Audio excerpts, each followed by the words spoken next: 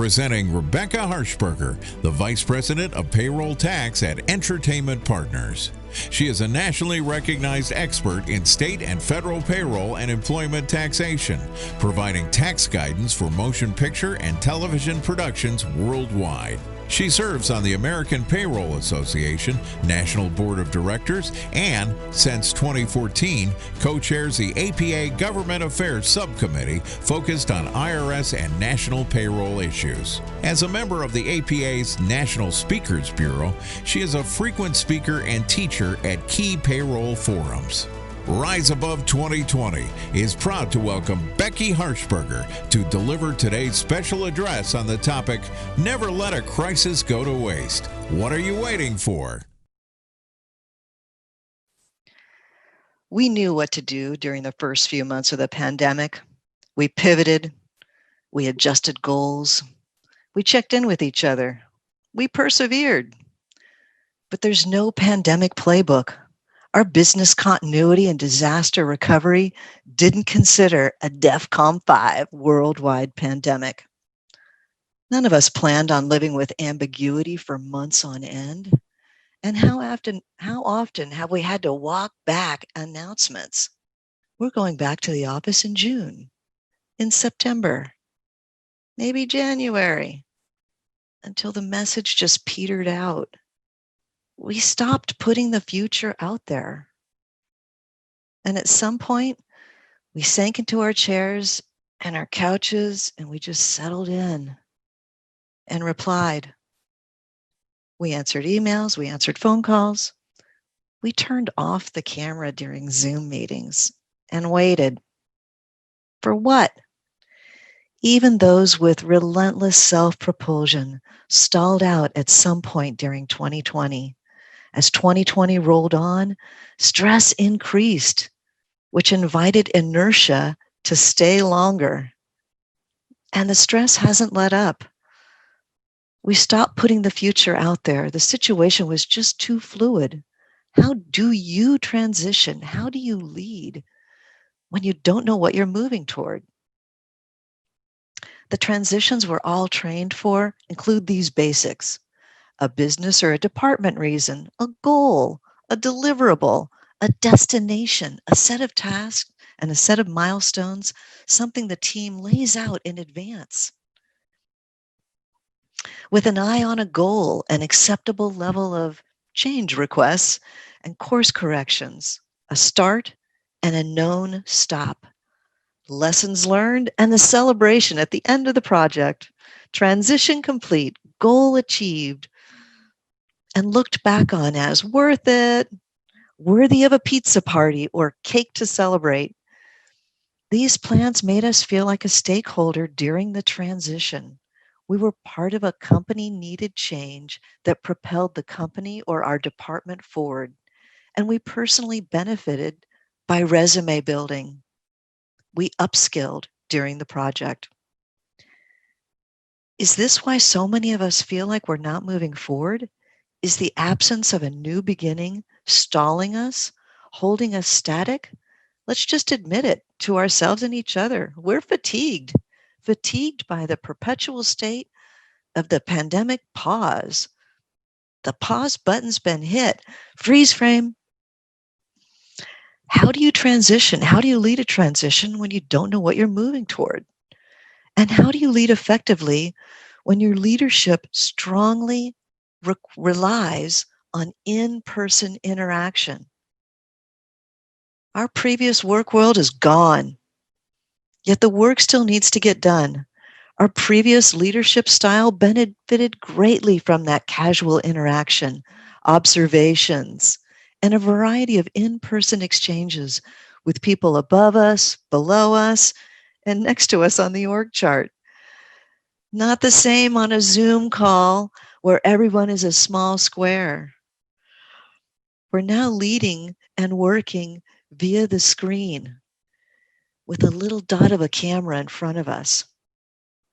How do we obtain new skills while at the same time undoing years of what is now a reflex? While we are still grieving for the past and the strong pull of instinct toward a comfort zone. Let's finally take a minute to acknowledge what we personally have been through during the last 8 months. It's a lot. Every aspect of our life has changed. Our routines gutted. Everybody's routine gutted. Initially, we may have quickly fallen into the new routine unconsciously. It took a while for us to realize that this isn't temporary and to realize that the new routine I fell into is not working for me.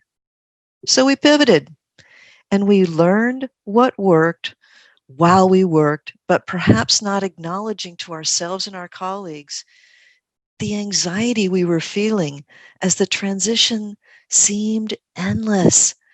There isn't an end to a transition if we don't know where we're going, and we didn't. And we still don't. The new normal really hasn't revealed itself yet. Are we maintaining the same routines to get the job done that we have been doing for years?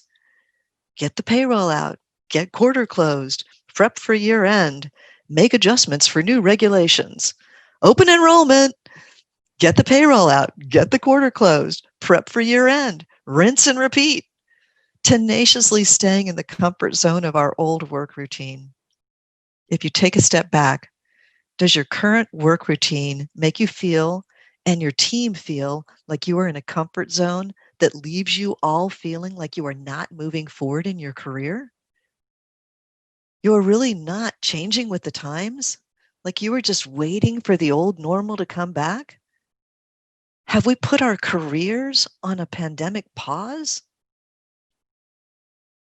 For most of us, the sudden jolt of working from home didn't give us time to grieve immediately. Even if we didn't love our old commute, our office space, our daily grind gave us a form of comfort. Maybe we took for granted the ease of the daily grind, but when it came to a screeching halt, we missed it. For those of us experienced grievers, we know that grief is circular, not linear. Just when you think you're in acceptance, you can slip right back into anger and frustration. We know the classic cycle of grief. In the privacy of our own home, consciously or unconsciously, we started cycling through the 5 stages of grief: denial, anger, bargaining, depression, acceptance. Grief comprises comprised of pretty strong emotions. Anger and depression kept us distracted, kept us from noticing that our skills are not evolving. Going through the motions to get the work done, is adjusting from home, attending a conference from the corner of our living room or our bedroom count as growth? Can adjusting to working from home be characterized as a new skill on our resumes? I'm thinking not, which means that we must consciously focus on broadening our skills instead of sticking to what has worked in the past because we know our teams, our boss, and our colleagues so well. We are relying on trust established in the past. We need to replace the face to face. We need to create those creative collisions and casual conversations that led to that, I know the solution. How do creative ideas get birthed and grow while working remotely? The energy and the electricity of the office space. How do you create that remotely? Think about it. There's a big difference between the energy of a concert and listening to the same song on the radio. Is there a clear line between your pre-pandemic style and your work from home till who knows when style? Have you evolved to the current situation? Your pandemic style matters. Your choice of words matters. Have you transitioned to the new way of communicating, or are you relying on strong relationships to carry your reputation? Is that going to get you promoted? Get you noticed? Get your teams, your colleagues fired up and energized? Our career future. Does it matter when we're just happy we're still employed? Work is getting done while we are unclear as to when we'll all be back in the office together. So, should we even be talking about the future of our careers? We have been so focused on the here and now, but did we actually mean to put ourselves on hold? Are staff still expecting to be promoted? Are they assuming that because they pivoted so well and handled the day to day from home so well that the result should be a promotion when they haven't actually learned the skills needed for a pandemic promotion? And you leaders out there, it's been 8 months. What skills have we learned as leaders and shared with our staff? As we lead through change, we must not lose sight of aspirations. What skills should we be honing during this time? Communication, all aspects of communication. As we lead through the pandemic, our communication style must change so much that it's noticeable. What's the key to this change? Preparation. When working remotely, human interaction becomes laser-like focused. The wrong word sends an unintended message. The quick reply tossed off. That tossed off comment becomes a barb, which is either embedded in our brains and festers or is shared, spinning into the world the law of unintended consequences. You are still dinner conversation. That has not changed. What has changed is that more than likely, you are the person your team and colleagues interacts with more than anyone else in their lives. You can ensure that they have a relaxed and restful evening, or without even realizing it, you can be the cause of a fretful one. We've all experienced it. Did they mean that tone? Did I do something wrong? Are they sending me a signal? Did I miss something? We spin stories to fill the void created by a too quick, poorly worded reply or comment made probably while someone was multitasking. How do we prevent this? Preparation. Prepare for every interaction. Email, text, video. Prepare for every conversation, even the casual ones. What can you bring up that shows you listened the last time you spoke to them? Be ready with an insightful comment. Don't have any? Be curious or make an observation. It's hard multitasking all the time. Maybe provoke someone with generic probing questions. Just ask, so what's on your mind? What's keeping you up at night? Hey, let's brainstorm. What would an amazing outcome be? We must also be prepared for any conversation to become a serious conversation. Do you have powerful questions ready? Powerful questions, they're open-ended questions. They start with what and how. You can ask questions like, are you having a hard time concentrating and focusing? What makes you feel depleted or energized? Tell me more about that. The phrase tell me more is so powerful. When problem solving, just be unattached to the outcome. Be non-judgmental. Give people room to talk about what's really on their mind. And then have a great wrap-up question ready.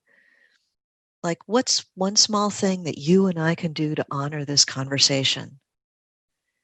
These questions and conversations require vulnerability and being connected. You can see how this would play out at work, how connected people would feel, how safe they would feel in the relationship. And then the biggest part is taking notes after every interaction. Note the date. What was their mood? What did they mention? What should you mention the next time you talk to them? Note the names of family members and the pets' names. Hobbies? I noticed an executive at EP seemed to be knitting during a meeting. The next time we met one-on-one, I pulled out my crochet and said, "Hey, how about we work on our projects while we talk about this?"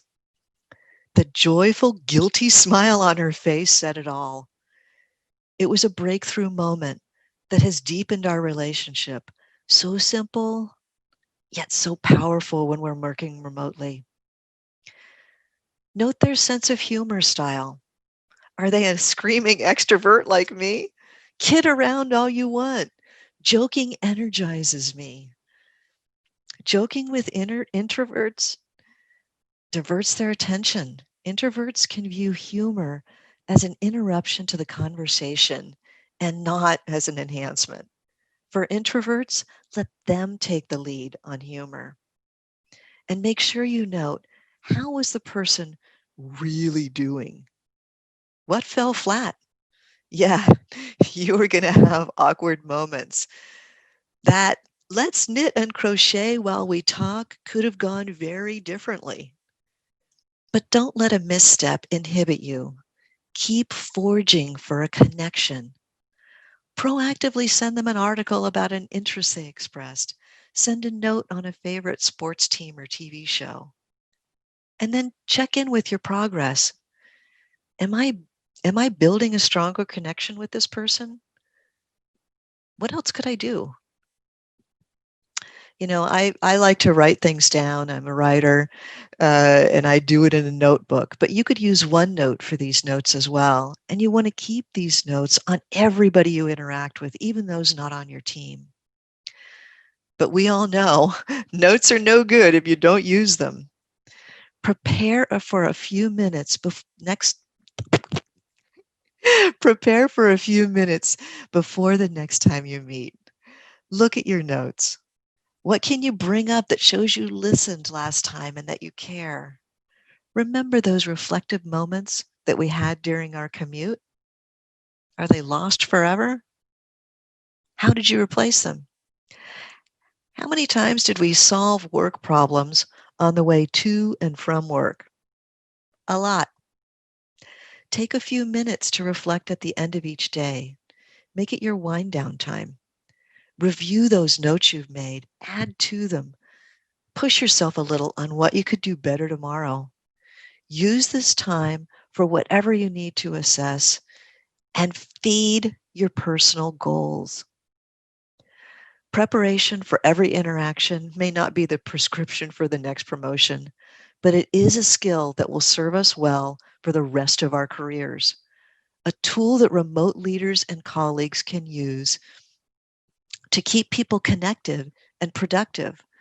We have to be prepared to go deeper into our work relationships, to places that feel a little bit intrusive, to solidify the trust that we created with those old mentor of the moment moments, to tap into the energy and the electricity that we used to generate in the office space, to birth and grow creative solutions in a virtual environment.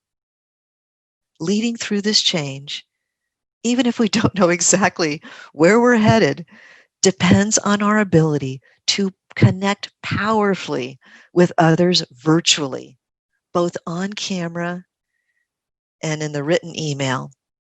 To connect powerfully when we are using technology exclusively to lead.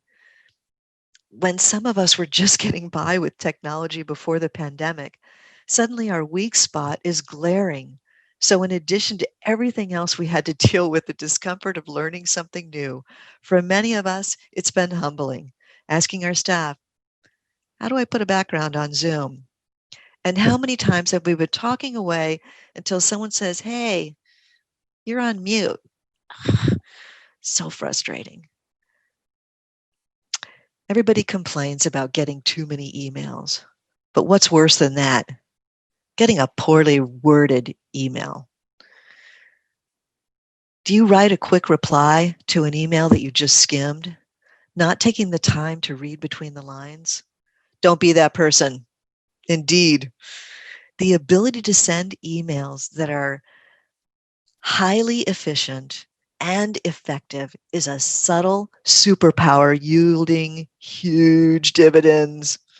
Small tweaks to your email hygiene can not just save you valuable time during the day, but also minimize conflicts and even boost your likability in the workplace, building trust. Make sure your emails are brief, focused, and clearly highlight the requested action. Be directive, be concise, answer the question, make it personable. Know your audience. We know our options on those tougher emails. Draft an email, but sleep on it and reread it a few times and tweak it before sending. Send an emotional email to a trusted colleague for their feedback before sending it. Here's the deal. Every email you write better be awesome. Your emails should be so fabulous that people want to print and frame them. People will send an email back saying, thank you. Yes, people will actually call you and say, thank you for that email. And guess what? A few more words on that call, a hey, how are you doing, results in another strengthened connection. They will respond to your email before others in line. Your work will become smoother. People will start sending fabulous emails back to you and others. You will create a change that ripples through your whole organization. Wow! Beyond great emails, how do we learn to connect virtually and lead our colleagues and teams? Have you practiced speaking into your cell phone? Have you taken a video of yourself and watched it? How do you come across virtually? Have you decided, I'm just going to leave my camera off unless it's absolutely necessary? We all have. So I'm going to challenge you. Try this for a few weeks. Always have your camera on. For every Zoom, every Teams call, for every cell call, FaceTime it. Stay on the camera, even if those with you on this meeting stay off camera. Soon people will be saying, it's so good to see you. They may not turn on, but they're going to notice that you're on. You build momentum when you meet face to face. And in this virtual world, you build it when others see your face. Yes, be on camera all the time. Go Nike, just do it. Swoosh. I'm going to share with you an experiment I've been doing on this with both colleagues and clients. The results have been impressive. People are more engaged and clients are much more responsive and frankly, kinder. We'd been working on a client negotiation for months. We started out, all of us on camera. Then we all went off camera and we were at an impasse. There were 11 people on this phone call every week. And I thought, all right, I'm just going to start being on camera no matter what. So here I am, smiling and nodding, looking directly into the camera the whole time. We made progress. People seemed to be becoming more solution-oriented and less dug into their positions. Nobody else ever, in weeks, ever clicked on their camera. And I did feel on display, but something definitely shifted. And within 3 weeks, positions softened and the deal was finalized amicably with thanks all around. Not a result that we had anticipated given the tough negotiating stance the client had taken. Was it just because they could see my face looking sincere and focused instead of multitasking? Maybe. In tough situations, you may never know what tipped the scale, but there is no doubt you build momentum when people see your face. We need to reinsert the human component into our virtual leadership by using the tool of the camera to our advantage consistently. It's a skill we're going to need for the rest of our careers. We now know we will all have staff bosses, colleagues, working remotely for the rest of our careers. Make your virtual persona a permanent skill now. There's an added benefit to being on camera and focusing on the camera. You don't multitask. Stare at the camera and be fully present, listening, fully focused. Guess what? Your meetings will be shorter. If you want to take notes, tell people, hey, I'm just taking some notes. I like what you said. I don't want to lose that thought. How engaging is that? There's a big difference between hearing a song at a concert and hearing the same song on the radio. What is that difference? It's the electrifying energy of the band, the venue, and the concert goer that they create by being together and fully present. What is the replacement of the energy of our past office environment? Be together and fully present.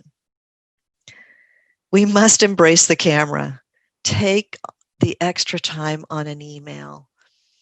Take and use notes on our interactions.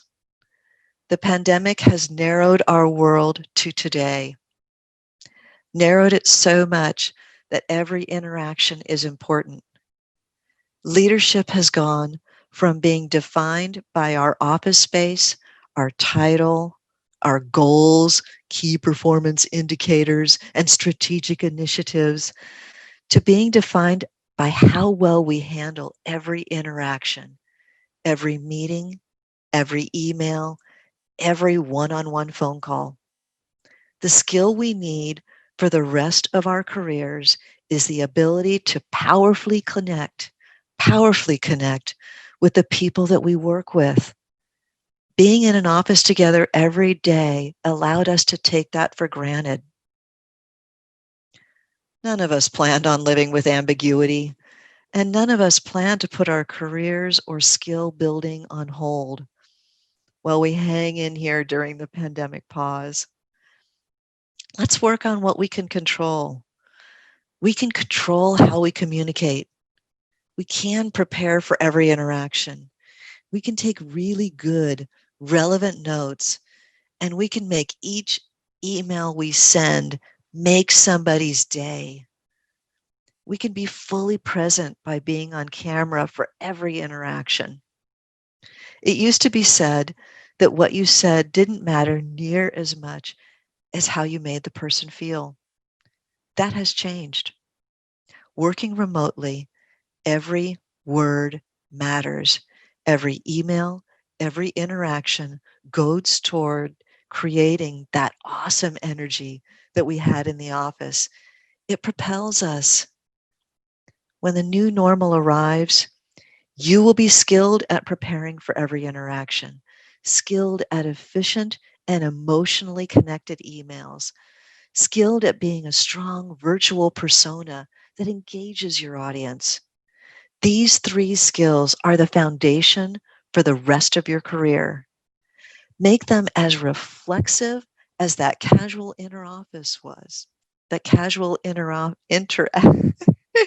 Make them as reflexive as that casual office interaction was. These skills enable the creative collisions that propel you and your team to the next level. You got this. What are you waiting for? Thank you, everybody.